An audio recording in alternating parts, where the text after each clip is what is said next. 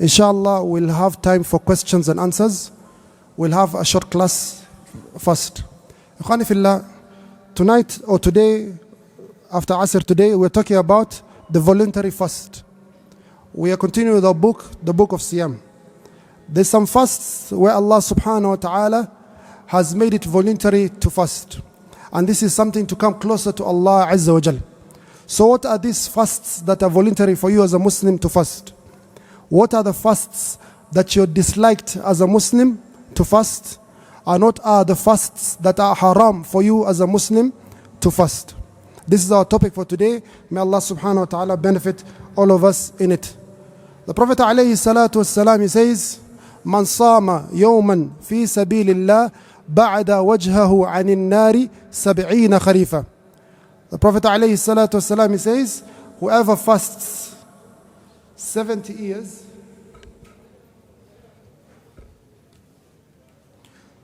whoever fasts, man sama yawman fi sabilillah, whoever fasts one day for the sake of Allah Azza wa Jal, Allah subhanahu wa ta'ala will keep their face from the hellfire a distance of 70 years. The one who fasts a voluntary fast, ikhwani fillah, on the day of judgment, he shall be called from a special gate, the gate of Ar-Rayyan. And this is only the people who fast who will be entering through this gate. Ikhwani fillah, a question we mentioned previously, on the day of judgment, the people of Jannah have 8 gates.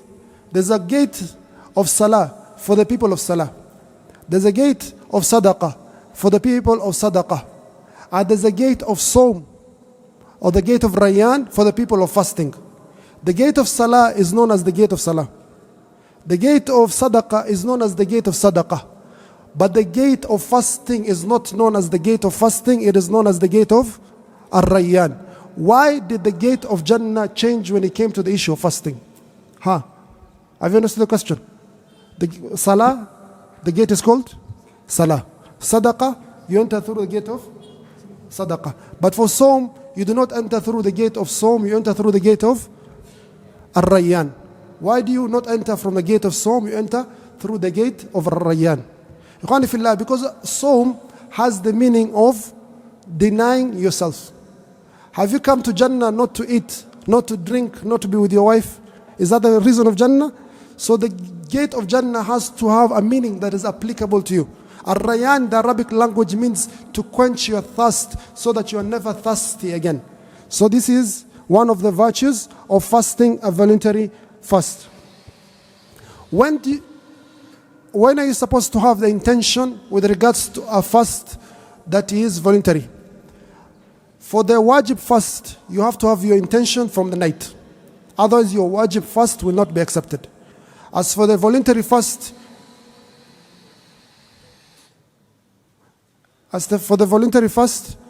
you can have your intention any time of the day. You can wake up at 12 o'clock, you see your house, the wife has not made anything, and you can fast. So the voluntary fast, you can fast any time. You can put the niyyah any time. What are the types of voluntary fasts? Inshallah, I'm seeing questions coming. You can send your questions, inshallah. What are the type of voluntary fasts? There are voluntary fasts that you can fast any time for no reason. And there are fasts that you have to fast for a reason. Voluntary fast that you can fast any time. The Prophet ﷺ, one day he is in the mosque. He asks the Sahaba, Man asbaha minkum al-yawma sa'iman? Who amongst you woke up on this day fasting? Abu Bakr as-Siddiq radiyallahu anhu, he says, I woke up. So you can fast any time of the year, any day, as long as it's not a day that is prohibited.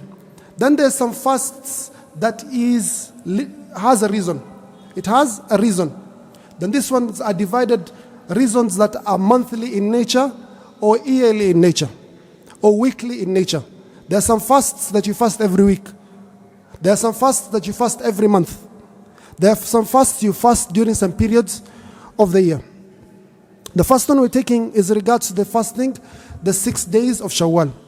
The Prophet ﷺ, he says, Man sama Ramadana thumma atba'ahu bi sitti min Shawwal faka'annama sama ad-dahr. Whoever fasts Ramadan, then follows it up with the 6 days of Shawwal, it is as if they have fasted the entire year.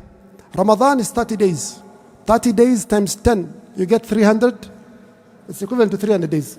Then the 6 days times 10, each good deed is multiplied by 10, you get another 60. So 360 days is equivalent to 1 year. Type. Question comes. I have days I have not fasted in Ramadan. The brothers, maybe they were sick, maybe they traveled.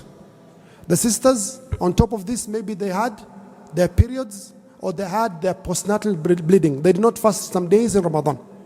So Shawwal has come. What should she do? Should she or he pay for the days that they've missed in Ramadan or the days of Shawwal? Understood the question? Do you fast the 6 days of Shawwal first or do you pay your Ramadan? Who says 6 days of Shawwal? Because Sunnah, wajib. You keep wajib before Sunnah. Who says 6 days of Shawwal? Who says you do Ramadan first and Shawwal? Type. Ikhwani fillah, you take a balance. Usually, it is important for you to fast wajib over Sunnah. Your time in this world is also limited. You don't know when you're able to fast. So make sure you fast your days of Ramadan as soon as possible.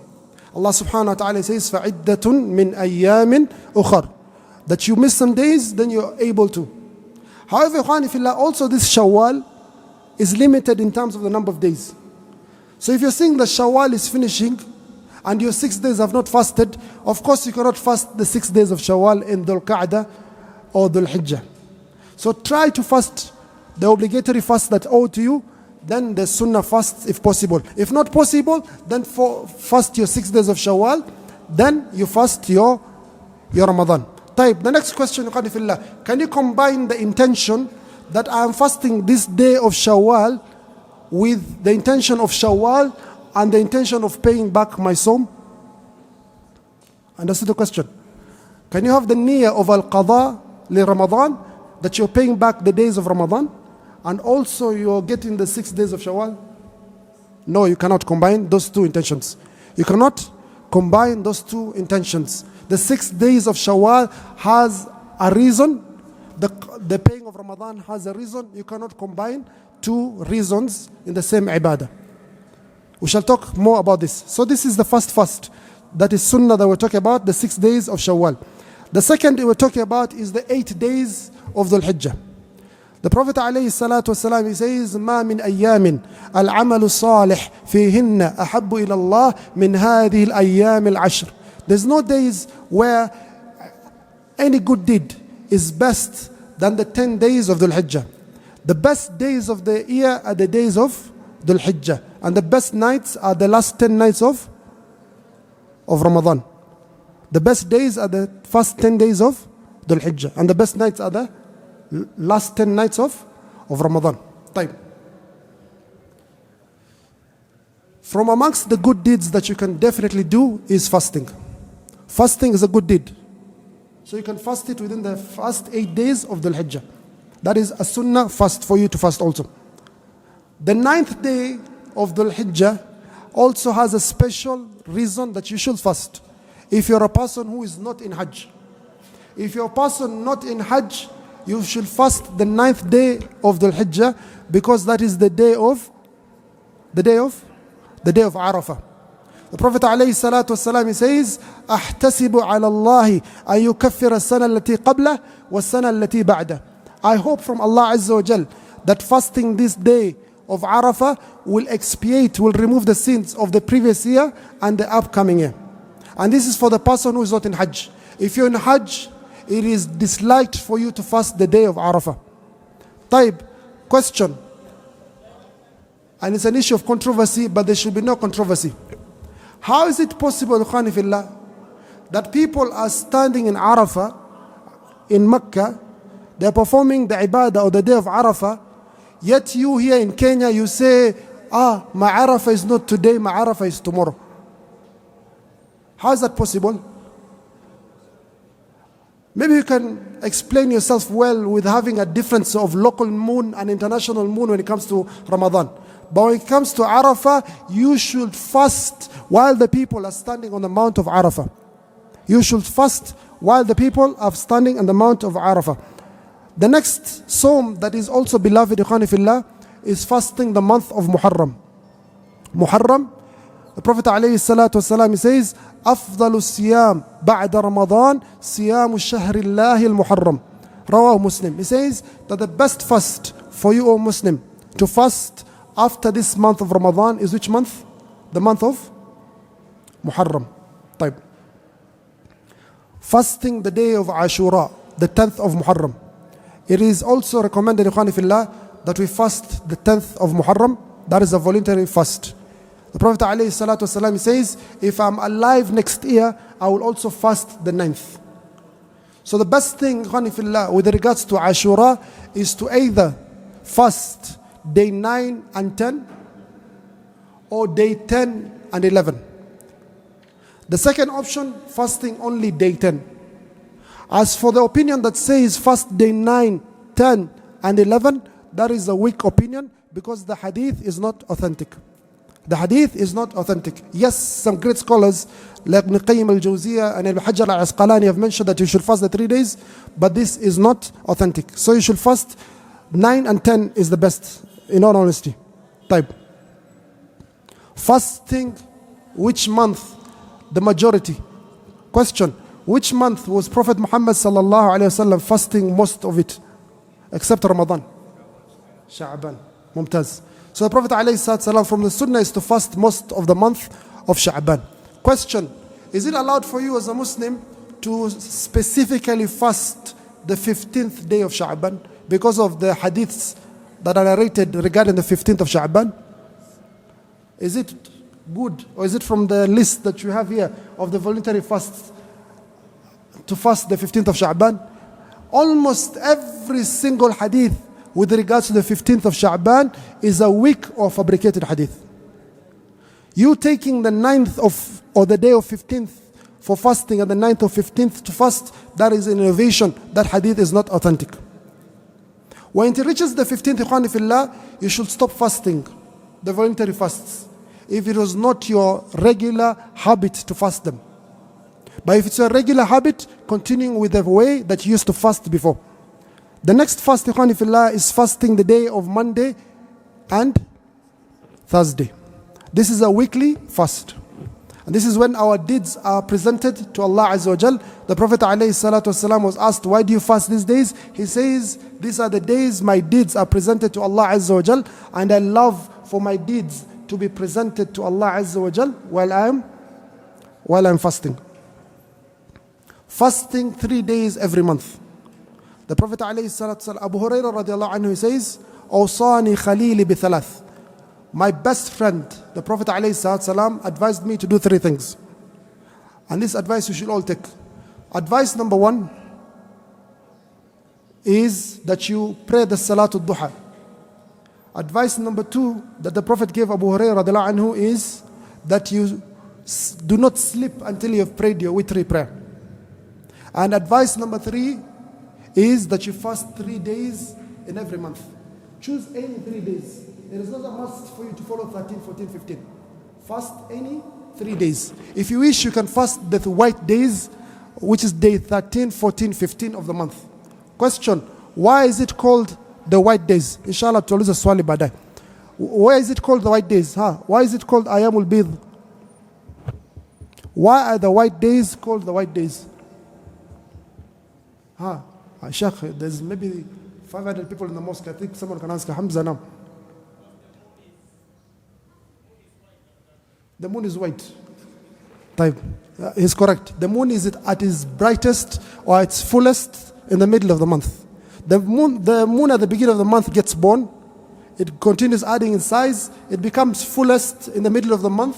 Then it starts reducing until it becomes small again. Are you together? So the moon is at its fullest at this time. This is also a time for you to fast. It's recommended for you to fast. Also another sunnah, Ikhwani Fillah, is the best fast of sunnah. Which is the best fast of sunnah? Of which prophet?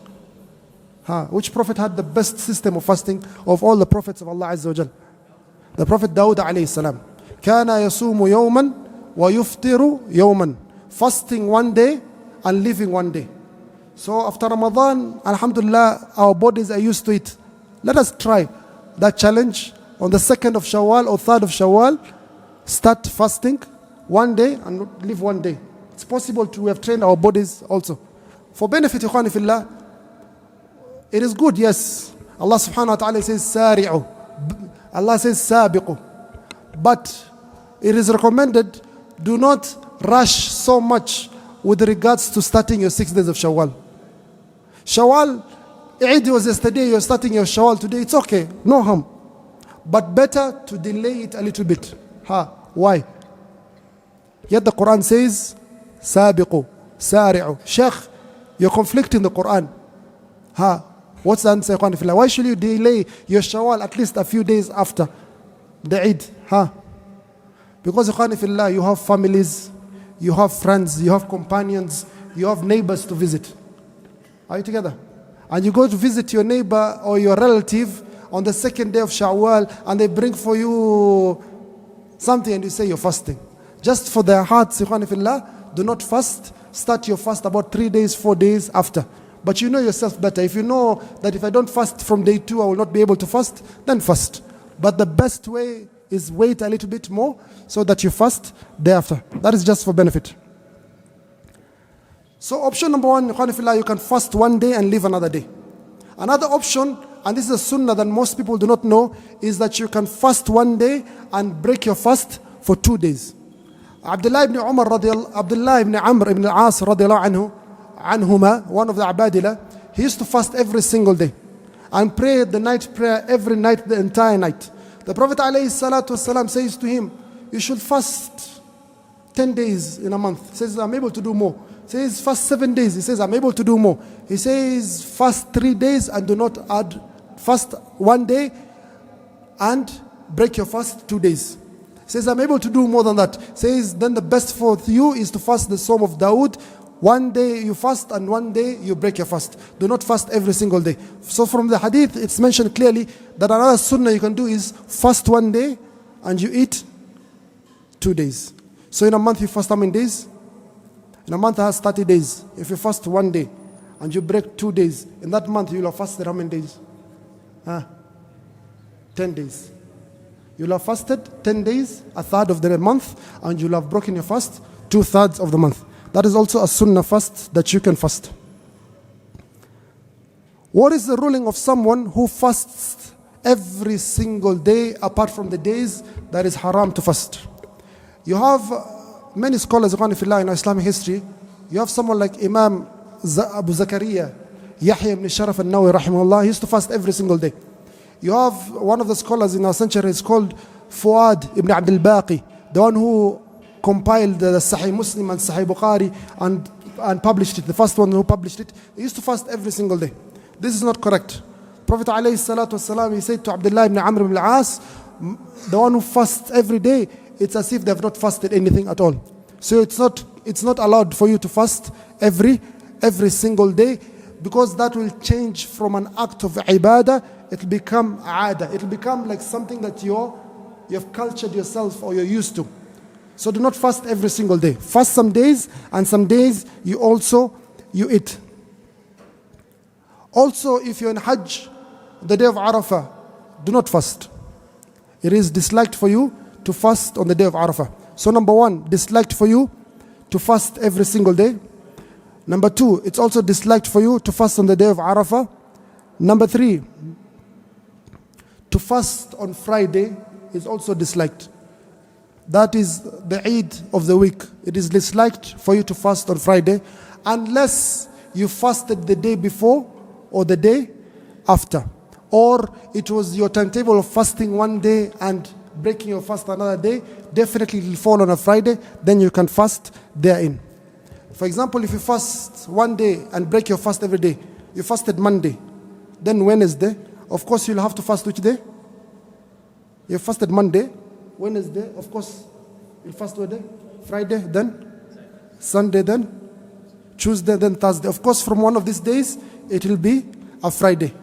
But you specifying yourself that you're going to fast on Friday, that is not allowed.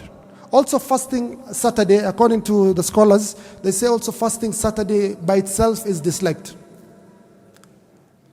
However, some of the scholars even went a step ahead and said, even if it is Ashura or Arafah, fasting on a Saturday is not allowed. This opinion is a weak opinion. Although it's the opinion of Sheikh Muhammad Nasruddin al-Albani, it is a very weak opinion that the scholars rejected. So if Saturday is the day of Arafah, or is the day of Ashura, you fast it. Don't listen to some people, they don't know how to understand fiqh and they spread this knowledge. That's not beneficial knowledge. If it's a Saturday and it's Ashura or Arafah, you're not fasting because it's a Saturday, you're fasting because it is Ashura or Arafah. Type. Prophet ﷺ one day entered the house of Juwayriyah, his wife, radiallahu anha, and he found her fasting. Said, why are you fasting on a Friday? Did you fast yesterday? Are you intending to fast tomorrow? She said, no. Then he said, you cannot fast a Friday by itself. You cannot fast a Friday by itself. Also disliked, Ikhwan fillah, is fasting the month of Rajab by itself. Fasting the month of Rajab by itself, or fasting the 27th day of Rajab that is said or claimed to be the day of Isra Mi'raj, that is an innovation. The people of Jahiliyyah, they used to respect Rajab a lot and fast and make a lot of ibadah in Rajab. So some Muslims, when they became Muslim, they took over these habits that they had from Jahiliyyah and they used to fast the month of Rajab. Also this is disliked. Which fasts are haram for you as a Muslim to fast? It is haram for you to fast the days of Eid. Eid al-Fitri and Eid al-Adha. It's haram for you to fast. There's no khilaf amongst the Muslims with regards to this issue. Also, it's haram for you to fast day 11, day 12, and day 13 of the Hijjah. These are known as Ayamu at-Tashriq. You're not allowed as a Muslim to fast day 11, day 12, day 13 of the Hijjah. Those are the days of Eid, the days of eating and drinking, except for one person. Who is this one person who is allowed to fast, or one group of people who are allowed to fast day 11, day 12 and day 13 based on evidence from the Quran of Allah Azza wa Jal? Who is allowed to fast day 11, day 12, day 13 of the Hijjah? Naam. The person? The person is Hajj, and they have not found what? They have not found a sacrificial animal. So, ثلاثة أيام في الحج وسبعة إذا رجعتم تلك عشرة كاملة. The person who has not found a sacrificial animal in Hajj and they have made the near of slaughtering, they are not able to find a sacrificial animal. They are supposed to fast 3 days in Hajj. Day 11, 12, 13 they can fast. وَسَبْعَةٍ إِذَا رَجَعْتُمْ, and 7 days when they go back to their family. تِلْكَ عَشَرَةٌ كَامِلَةٌ. Those are 10 days that they can fast. So it's haram for you as a Muslim to fast the days of Tashriq, except if you are a person in this state. طيب, يوم الشك, fasting the day of doubt. The day of doubt is which day? We mentioned this before. Not Ramadan. Which is the day of shak? What is the day of shak?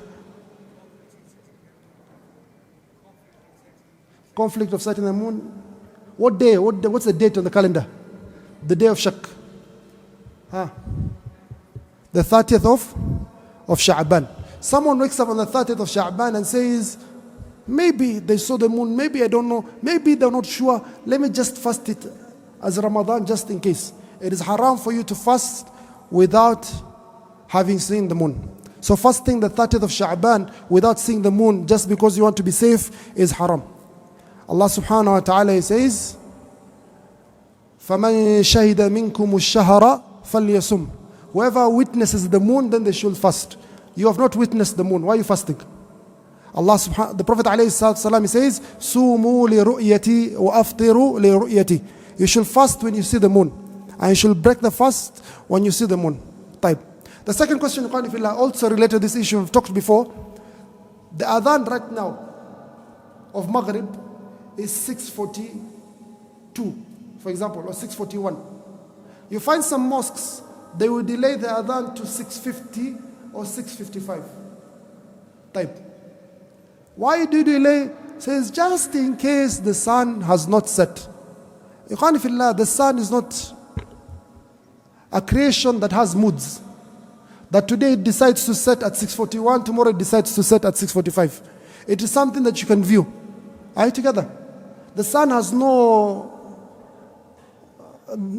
variations with regards to that. So follow the time of the adhan, do not delay the adhan. And this issue, ikhwani fillah, has a lot of effect that needs to be studied also.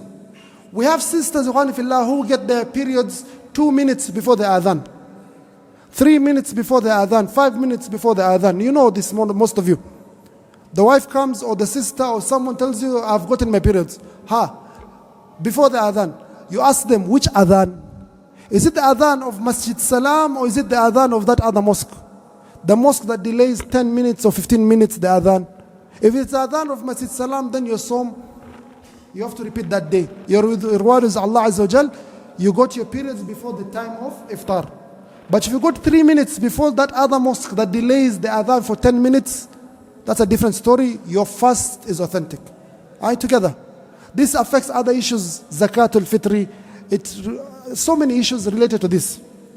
This is also haram for you, ikhwan fillah, to fast the day of shak. And finally, the lady who fasts without the permission of her husband, the voluntary fast.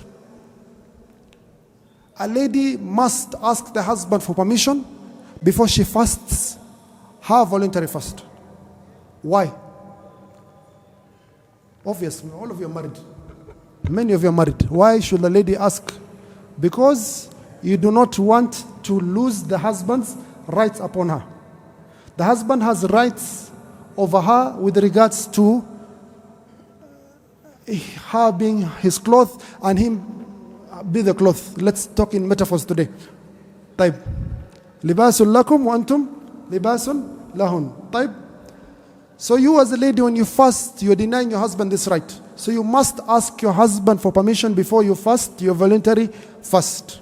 However, if it is a voluntary fast that has a reason, like the day of Arafah, Ashura, it is understandable or it's expected that the husband will know that you're fasting that day. However, if the husband wants you when you're fasting, you should break your fast and surrender to his needs or his desires, so that he does not fall to haram. The same way he calls you to the bedroom at any time at night is the same way he calls you at any time of the day. As long as you're not in Ramadan, as long as you're not in Hajj, you should always go to your husband and you should fulfill his desires. So it's a must for a lady to ask for permission before she fasts any voluntary fasts.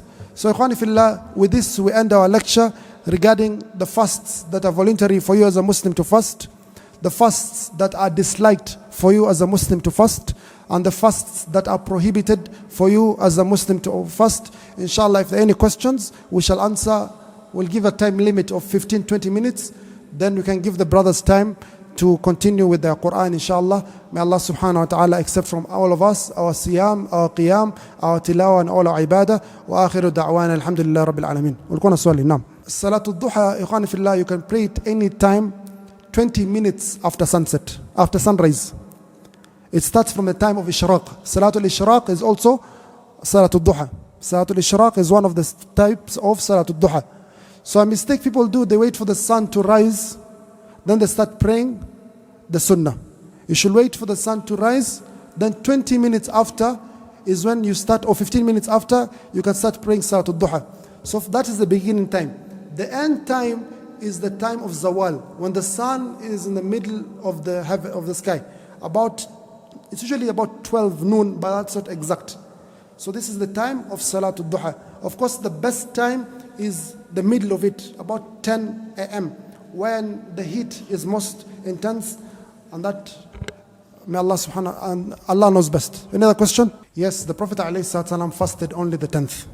However, his intention was, he said clearly in year 10 of the Hijra calendar, he said it clearly in year 11. He said it clearly in year 11. If I'm alive next year, I shall fast the 9th and the 10th. So the Prophet ﷺ, yes, he fasted day 10, but he had that intention that next year he'll fast day 9 and day 10, to go different from the Jews. Because also the Jews, they hold this day in great honor. It is the day Allah subhanahu wa ta'ala saved the Bani Israel from Fir'aun. May Allah subhanahu wa ta'ala save also our brothers in Gaza from the Fir'aun that is there currently. So you fast day 9 and day 10. There's no harm. Hakuna shida. There's no problem.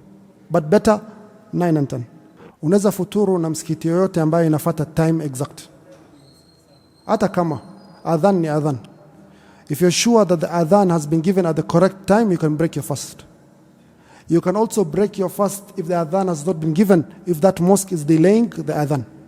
Right, together. The same way for suhoor also. The suhoor ends with the adhan of Fajr. The suhoor ends with the adhan of Fajr, not 15 minutes before the adhan. This is a bid'ah, it's an innovation. So the adhan has been given. What time is the adhan right now? 5:20, 5:21? 5:20, 5:21. That is the end of suhoor. You find some other mosques will delay the adhan up to 5:30. Do not eat until 5:30. Some other mosques will tell you with the timetables, some other timetables will tell you you stop 15 minutes or 20 minutes. No. The suhoor ends with the adhan of Fajr. The iftar starts with the adhan of Maghrib, and that adhan has to be given at the correct times. You as the muaddin, it is an amana, it's a trust upon you. Now, any other questions from the right now? Is there any evidence of using Saudi's moon sighting in fasting? Politics type. Ikhwani fillah, there's a difference of scholars with regards to the issue of moon sighting. There's an international moon. Some scholars say you follow the international sighting. Wherever the moon is seen anywhere, be it Saudi or Egypt or Kenya, every Muslim in the world should follow that moon sighting. And there are some scholars, they say you follow the sighting of your local area. So both opinions are there. We should not have this khilaf. Type. However, an interesting question that occurred to us during this Ramadan. Elon Musk, one of the richest people, he says that we're going to Mars in the next 15, 20 years. Type. Question. When you have gone to Mars, which moon sighting are you going to follow? Are you going to follow the moon sighting of Mars? Or are you going to follow the moon sighting that all the Muslims are following? It's clear, if this issue, when it comes, the scholars inshallah will change their opinion. That we as Muslims, regardless of where we are, we should follow one moon sighting. Wherever you are, you should follow one moon sighting. If you're in the moon, follow the moon sighting of the people of earth. If you're on Mars, follow the moon sighting of the people of earth. We do not follow Saudi because it's Saudi or we have any relation to it. We follow an international moon or a local moon sighting. The next question that they're asking, what will one do for the many months that they were baligh and they did not fast? Type. For you to have reached, for fast to be obligatory for you, from amongst the conditions is you have to have reached the stage of puberty. Puberty is known with a number of things. Number one, you have a wet dream as a boy. You have to start fasting from the day after. During the day, today for example, you have a wet dream. From tomorrow, Sawm is obligatory upon you. You have not fasted for whatever reason. All those days, try and estimate how much it is and fast. Every Monday and Thursday when you're fasting, keep an intention that you're fasting for those days that you did not fast. So this is the first way of knowing someone has reached puberty. The second way of knowing someone has reached puberty is that they grow hair on their private parts. So if you have hair grown on your private parts, it is obligatory for you to start your fasting. The third way for you to know that you have reached the stage of puberty is for you to reach the age of 15. The mistake majority of Muslims do is that they follow the Christian calendar and not the Muslim calendar. Your age is what the Hijri calendar says. So you're 15 based on the Hijri calendar, not the Christian calendar. If you want to follow the Christian calendar, then it's wajib for you to start fasting when you're 14 and a half years old. If you have not had these other two signs. If you have not had these other two signs, you wait until you've reached 15 on the Hijri calendar, not the Christian calendar. So many of you brothers in the mosque right now, you are cheating in your age. Most of you are 1 year older than you truly are. in terms of benefit, inshallah. Prophet ﷺ, Allah subhanahu wa ta'ala says, حَتَّى إِذَا بَلَغَ أَشُدَّهُ وَبَلَغَ أَرْبَعِينَ سَنَةً, until you have reached the age of 40. When do you reach the age of 40? Based on which calendar? The Islamic calendar, the Hijri calendar, that starts from Muharram to Dhul Hijjah. The fourth way that you know that you have reached bulugh, you have reached puberty, is for the girls. They get something known as their periods. So she gets her periods. Periods usually last for 6 to 7 days. When she takes her bath, Sawm becomes obligatory upon her. Question: how young is the youngest a girl can be when she gets her periods? 25, 12, higher, 8, higher, 9. The youngest she can be is 9. If she gets blood before this, it is not considered to be her periods. So imagine a girl who's 9 years of age, Sawm becomes obligatory upon her. She started fasting when she was 15 or 18. 15 minus 9 is 6 years, plus that 9, that's 7 years. That's mathematically, you have to not count. 9, 10, 11, 12, 13, 14, 15. Don't say 15 minus 9 is 6, it's actually 7. You have to count the first year also. So she has to fast those 7 years that she missed. 7 years times 30 is 210 days of fasting that's due upon her. The next question is it allowed for me to go with my mom to Hajj as a mahram? For the sisters, for you to travel, you must go with a mahram. However, the madhab of Imam Shafi'i rahimahullah has a small interesting thing. It allows you to travel with other women as long as one of those women has a mahram. Are you together? You should never travel as a sister without a mahram. The mahram is there for your protection and your security and your safety.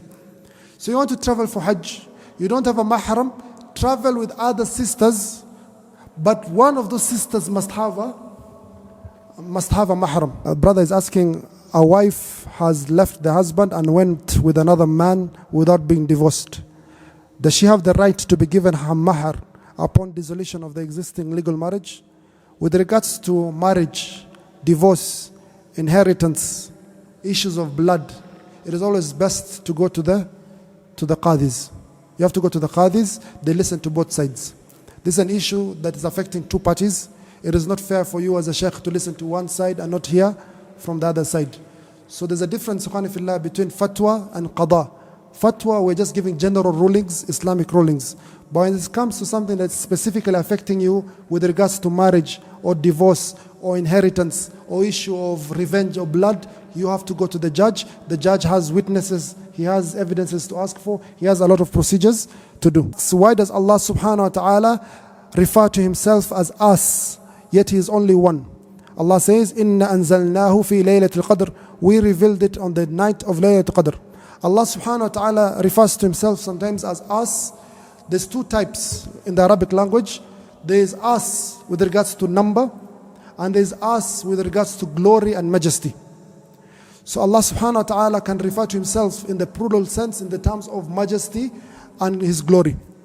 It is not meaning that we have many, more than one God.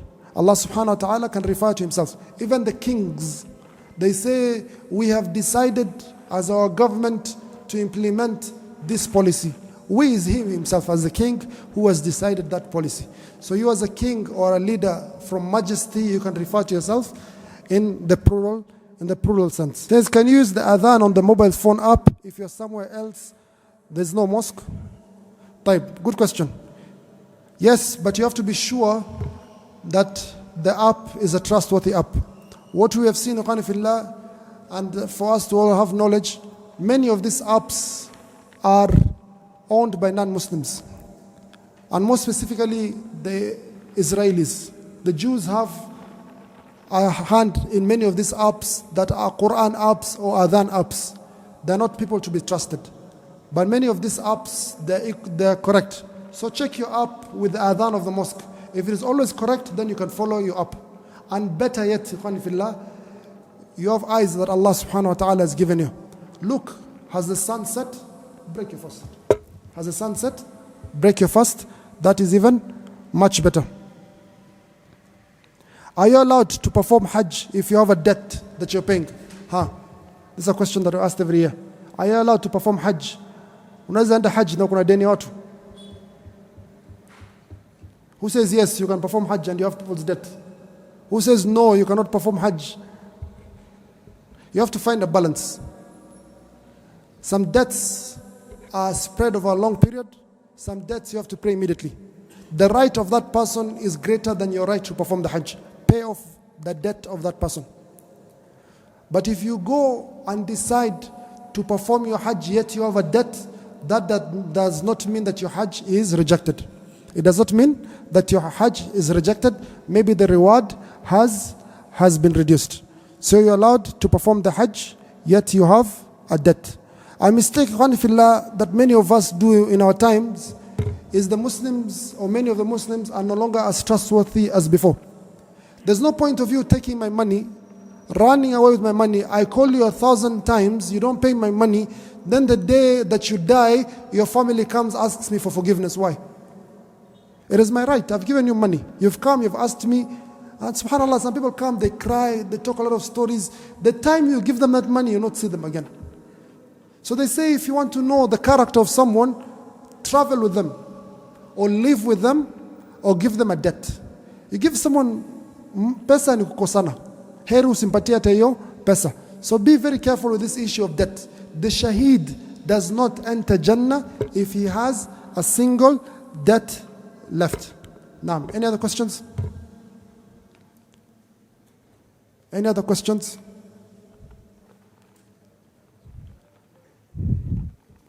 طيب, it's 5:15 inshallah. We can continue with our Quran.